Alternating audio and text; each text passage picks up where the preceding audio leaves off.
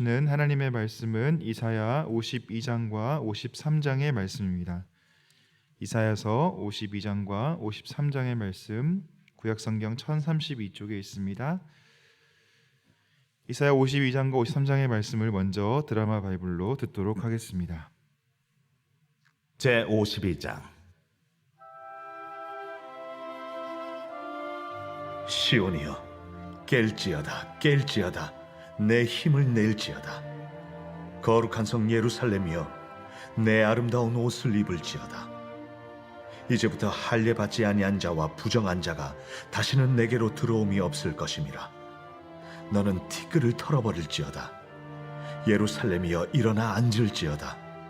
사로잡힌 딸 시온이여, 내 목에 줄을 스스로 풀지어다.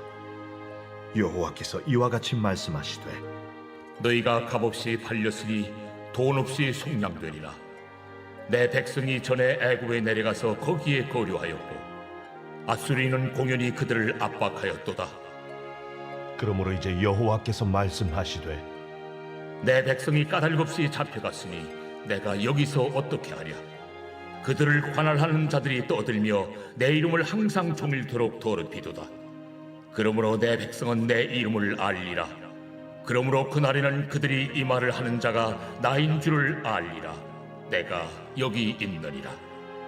좋은 소식을 전하며 평화를 공포하며 복된 좋은 소식을 가져오며 구원을 공포하며 시온을 향하여 이르기를, 내 하나님이 통치하신다 하는 자의 산을 넘는 발이 어찌 그리 아름다운가.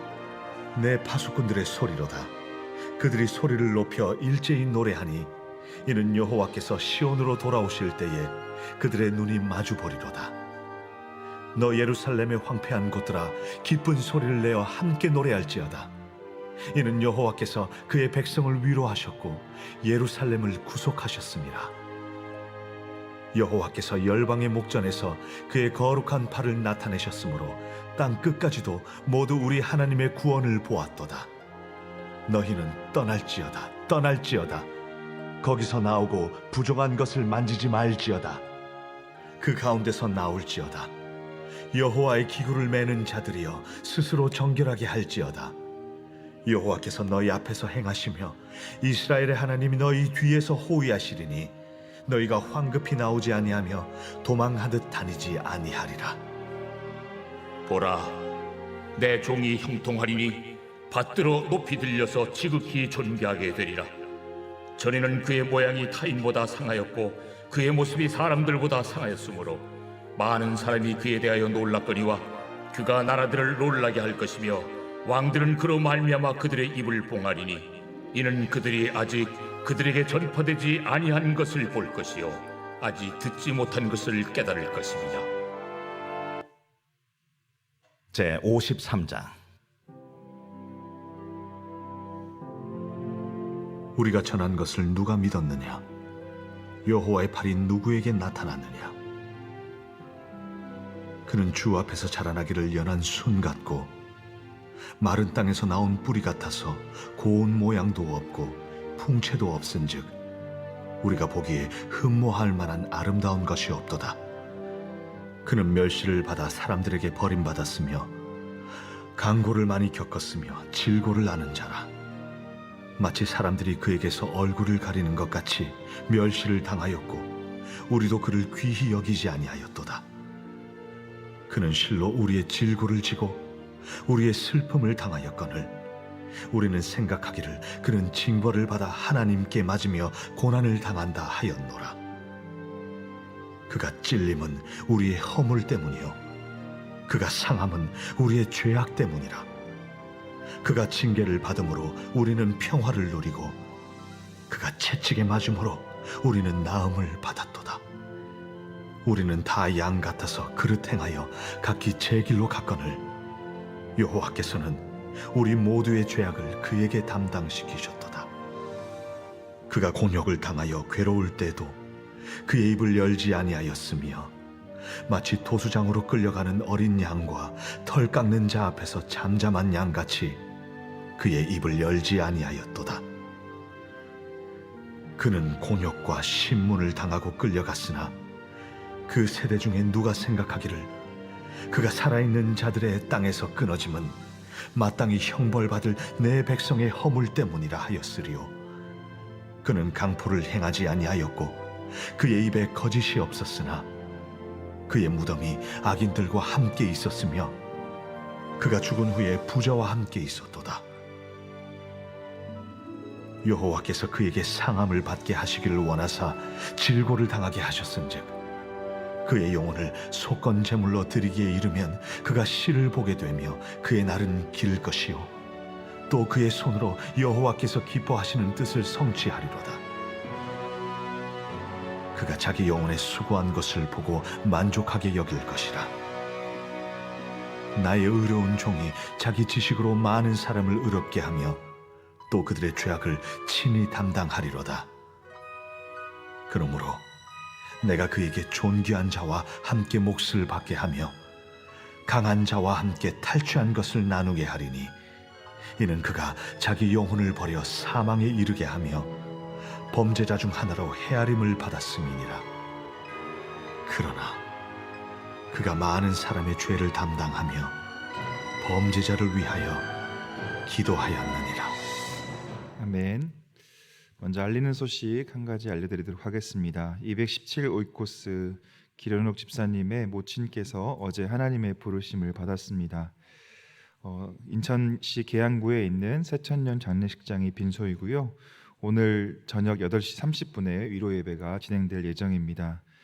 교회에서는 12인승으로 저녁 7시에 출발하고 또 25인승으로는 저녁 7시에 동일하게 어울림 아파트에서 출발하게 됩니다. 많이 함께 해주시고 또 위로해 주셔서 이 슬픔 당한 가정이 이 슬픔을 잘 이겨내실 수 있도록 또 함께 기도해 주시기를 부탁드립니다. 이제 우리는 성탄을 목전에 두고 대림절 4번째 주간을 보내고 있습니다. 성탄에 대한 기쁨과 소망 그리고 기대가 우리에게 있습니다. 어린아이들은 성탄절에 받을 선물을 기대하고 있고 어른들은 성탄이 주는 기쁨의 이미지를 머릿속에 그리면서 한껏 분위기에 취해 있는 느낌도 있습니다. 어린이들의 기대 그리고 어른들의 누림이 잘못된 것은 아니지만 우리는 어느 한쪽만 보고 있다는 느낌을 지울 수 없습니다. 예수 그리스도를 기억하지만 예수 그리스도와 함께 십자가를 들고 가거나 십자가를 지고 가거나 예수 그리스도와 함께 십자가 곁을 지나는 것을 우리는 매우 꺼려합니다.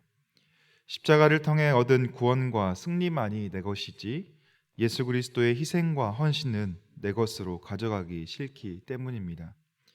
그런데 과연 우리가 얻은 구원과 소망은 십자가를 지나지 않고 얻을 수 있고 또 십자가를 경험하지 않고 받을 수 있는 것일까요? 우리는 여호와의 종 그러면 대단한 능력과 위엄 그리고 권세가 있는 자일 것이라고 생각합니다. 현실 세계에서 우리가 우러러보는 사람들이 가질 만한 요소들을 여호와의 종이 분명히 가져야 한다고 생각합니다. 남들이 보았을 때 인정할 만한 능력과 권능이 있어야 한다고 우리는 여호와의 종을 향해서 말하곤 합니다. 하지만 과연 그럴까요? 오늘 보면 52장 후반부와 53장의 말씀은 여호와의 종에 대해서 소개하고 있습니다. 특별히 이 여호와의 종을 고난받는 종으로 말하고 있습니다. 이미 이야기의 시작이 우리의 상식을 파괴합니다. 여호와의 종이 고난받는 종이라니 말이 안 됩니다. 13절에서는 종의 형통함을 이야기합니다. 받들어 높이 들려서 지극히 존귀하게 될 것이다 라고 말합니다. 받들어 높이 들려서라는 표현은 하나님께만 구약에서 사용되는 표현입니다. 이처럼 여호와의 종이 하나님처럼 높임을 받고 형통하게 될 것을 말해주고 있는 것이죠. 여기까지는 우리는 이해할 수 있습니다. 당연한 것이니까요. 하지만 이어지는 52장 14절, 15절에 들어가면 전혀 생각하지 못한 전개가 이루어지고 있습니다. 14절부터 15절 말씀 같이 한번 읽어보겠습니다. 시작.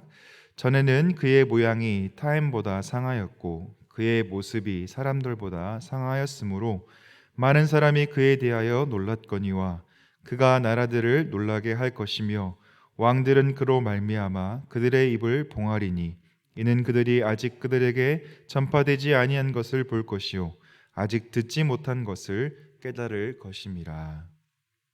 여호와의 종의 겉모습이 바로 상한 모습이었다라고 말합니다. 세상의 유력자들, 즉 왕들이 보기에 이 종의 모습은 가히 충격적인 모습이었습니다. 하나님의 종이라는 소식을 들으니까 이 신적 임무를 기대했지만 전혀 기대와는 다른 모습을 가지고 있는 것이죠.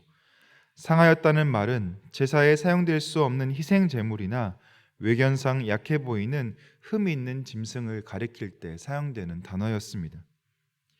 이어지는 53장에 나오는 이 여호와의 종의 모습은 사람들로부터 배척받고 멸시받고 버림받은 자였으며 강고를 많이 겪으며 질고를 아는 자의 모습입니다. 이어지고 있는 53장 4절부터 6절의 말씀은 고난의 종을 가장 정확하게 알려주고 있는 구절들인데요. 다시 같이 한번 읽어보도록 하겠습니다. 4절부터 6절입니다. 그는 실로 우리의 질고를 지고 우리의 슬픔을 당하였거늘 우리는 생각하기를 그는 징벌을 받아 하나님께 맞으며 고난을 당한다 하였노라. 그가 찔림은 우리의 허물 때문이요 그가 상함은 우리의 죄악 때문이라. 그가 징계를 받음으로 우리는 평화를 누리고 그가 채찍에 맞음으로 우리는 나음을 받았도다. 우리는 다 양 같아서 그릇 행하여 각기 제 길로 갔거늘 여호와께서는 우리 모두의 죄악을 그에게 담당시키셨도다. 아멘. 여호와의 종은 고난의 종으로 우리의 질고를 지고 우리의 슬픔을 당하고 계십니다. 그런데 우리들은 생각합니다. 이 종이 잘못이 있어서 이 잘못에 대한 벌로 하나님께 징계받고 고난당한다라고 말합니다. 하지만 여호와의 종의 찔림은 바로 우리의 허물 때문이었고 여호와의 종의 상함은 우리의 죄악 때문이었습니다. 여호와의 종이 징계를 받으심으로 우리는 그동안 얻지 못했던 평화를 누리고 여호와의 종이 채찍에 맞았기 때문에 우리의 인생은 나음을 받게 되었습니다. 우리는 한 번도 하나님의 말씀대로 살아가려고 하지 않았고 못된 양처럼 제 마음대로 살았는데 하나님께서는 이런 우리들을 탓하지 않으시고 모든 죄악을 여호와의 종이 지고 가도록 하셨습니다. 고난의 종이 바로 하나님께서 고장난 세상을 바꾸시려는 하나님의 방식이었음을 오늘 이사야 선지자는 말해주고 있습니다. 세상의 방식과는 정반대의 방식입니다. 세상은 높아지고 많아지고 세워져야만 인정하는 구조입니다. 하지만 하나님의 방식은 낮아지고 비워지고 약해져야지만 이기는 신비의 구조인 것이죠. 빌립보서 기자는 이 방식을 이렇게 표현하고 있습니다. 빌립보서 2장 6절부터 8절에 이렇게 말하고 있는데요. 그는 근본 하나님의 본체시나 하나님과 동등됨을 취할 것으로 여기지 아니하시고 오히려 자기를 비워 종의 형체를 가지사 사람들과 같이 되셨고 사람의 모양으로 나타나사 자기를 낮추시고 죽기까지 복종하셨으니 곧 십자가에 죽으심이라 라고 말씀하고 있습니다. 이것이 바로 하나님의 방식이었습니다. 하나님의 본체이신 분이 하나님과 같이 되지 않으시고 종의 형체를 가지고 이 땅에 오셨고 자기를 낮추셨는데 더 이상 낮추실 수 없는 죽음으로 복종하셨습니다. 이것을 하나님은 승리라고 말씀하고 계시고 우리 인간들은 구원의 길이라고 이야기합니다. 오직 예수 그리스도의 십자가를 통해서만 하나님께 갈 수 있다는 것입니다. 이것이 바로 하나님의 방식이기 때문에 그렇습니다. 그래서 우리 그리스도인들은 방향성을 가지고 삶을 살아야 합니다. 어디를 향한 방향성일까요? 바로 성전 문지방에 흘러나온 물의 방향성은 사해라는 죽음의 바다, 전 세계에서 고도가 제일 낮은 지대를 향해 있습니다. 에스겔 선지자가 보았던 비전은 이 죽음의 바다가 성전으로부터 흘러나온 물을 통해 생명이 회복되는 것이었습니다. 예수님께서 오셔서 찾아간 곳은 세리와 창기들이 머무는 곳이었습니다. 몸이 아파 고통당하는 자들의 자리였습니다. 낮은 곳으로 가셔서 이들에게 생명을 주셨습니다. 이것이 바로 하나님의 법칙이고 생명의 방향성입니다. 우리는 지금 대림절을 지나며 성탄을 기다리고 있습니다. 우리의 시선은 어디에 있습니까? 하나님의 방향성에 우리의 시선이 함께 있습니까? 생명을 흘려보내는 낮은 곳에 대한 지향이 우리에게 있습니까? 나 자신도 챙기기가 어려울 수 있습니다. 우리 가족만 돌보는 것도 버겁다고 느낄 수 있습니다. 하지만 우리는 그리스도의 십자가와 희생에 은혜 받은 자들입니다. 거저 받은 은혜, 거저 드려야 하는 자들인 것이죠. 우리는 사랑에 빚진 자들입니다. 그리스도의 사랑에 빚졌고 성도들의 사랑에 빚졌습니다. 이제 우리는 아직 예수님 알지 못하는 사람들에게, 그리고 어둠 가운데 살아가는 사람들에게 이 사랑의 빚을 갚을 책임이 있는 사람들인 것이죠. 십자가는 단지 허울 좋은 장식이 아닙니다. 십자가는 고난의 종으로 오셨던 그리스도의 현재이며 우리가 살아야 할 현실의 지향점입니다. 대림의 기간을 마무리하며 또 성탄을 기다리며 그리스도의 고난과 낮아지심을 기억하며 우리 또한 있어야 할 자리에 있어 살아가는 저와 여러분 되시기를 주님의 이름으로 축복합니다. 기도하겠습니다. 하나님, 오늘 고난의 종의 모습을 통하여 하나님의 방식과 하나님의 일하심, 또 여호와의 종이 나아가고 있는 그 방향성에 대해서 돌아보게 되었습니다. 성탄을 기다리며 이 대림의 시간을 마무리하며 우리가 바라보아야 할 지향점이 어디인지, 우리의 삶이 나아가야 할 자리가 어디인지를 깨닫게 하여 주시고, 이 시간 우리 가운데 허락하시는 이 삶의 자리 가운데 낮은 곳으로 주께서 거하시는 곳에 함께 거하는 우리의 삶 될 수 있도록 주님 도와 주옵소서. 나를 넘어서, 우리의 가정을 넘어서 아직 힘없고 연약한 자의 모습으로 살아가고 있는 우리의 이웃들에게, 아직 예수 그리스도를 알지 못하는 우리의 영혼들에게 나아가는 우리의 걸음과 삶 될 수 있도록 주님 함께하여 주옵소서. 주님께서 우리를 통하여 일하실 것을 기대합니다.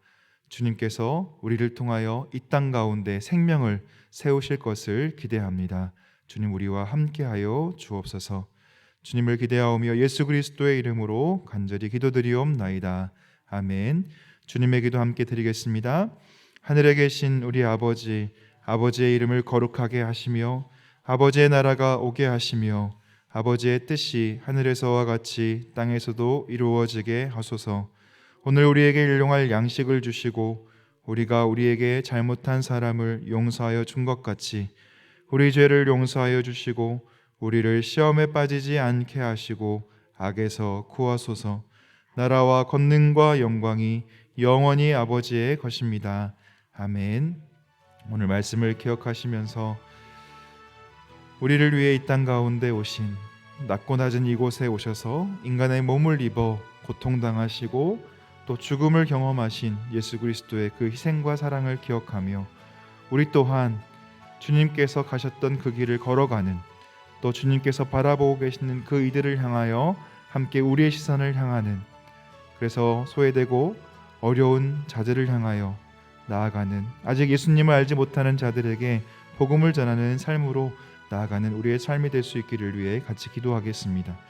가정을 위해선 하나님을 경외하는 가정 되게 하시고 하나님을 인정하고 하나님을 높이는 가정 될 수 있도록, 또 교회를 위해선 한 주간 진행될 교회 사역들 가운데 하나님의 은혜를 부어주시고 세우신 담임 목사님 영육간의 강건함 더하여 주시며 날마다 성령 충만하여 교회를 이끌어 가실 수 있도록 도와달라고, 또 사회를 위해선 코로나 이후에 우리의 삶이 온전하게 회복되게 하여 주시고 또 서로를 존중하고 배려하며 감사가 넘치는 사회가 될 수 있도록, 또 우크라이나 전쟁이 그치게 하시고 이로 인해 많은 어려움들을 전 세계가 겪고 있는데 이 어려움 속에서 속히 벗어날 수 있도록 해달라고, 또 우리 환우들을 위해서 가지고 나온 기도의 제목들을 가지고 이 시간 합심하여 기도하며 나아가도록 하겠습니다. 기도하겠습니다.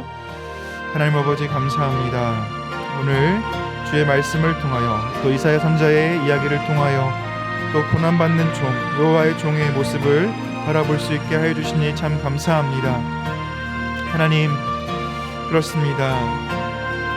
주께서 우리 가운데 인간의 몸을 입고 오셔서 우리를 위하여 친히 자신의 사랑을 보여주시고 또 죽기까지 낮아지심으로 우리를 구원하여 주신 그 놀라운 은혜와 은총을 기억하며 나아갑니다. 하나님, 우리 대림의 기간을 마무리하며 또 성탄을 바라보며 우리의 삶과 우리의 모습이 어디에 있어야 할지를 다시 한번 기억하게 하여 주시고 주께서 계시는 그곳에 우리의 마음이 우리의 삶이 있도록 주여 도와주옵소서.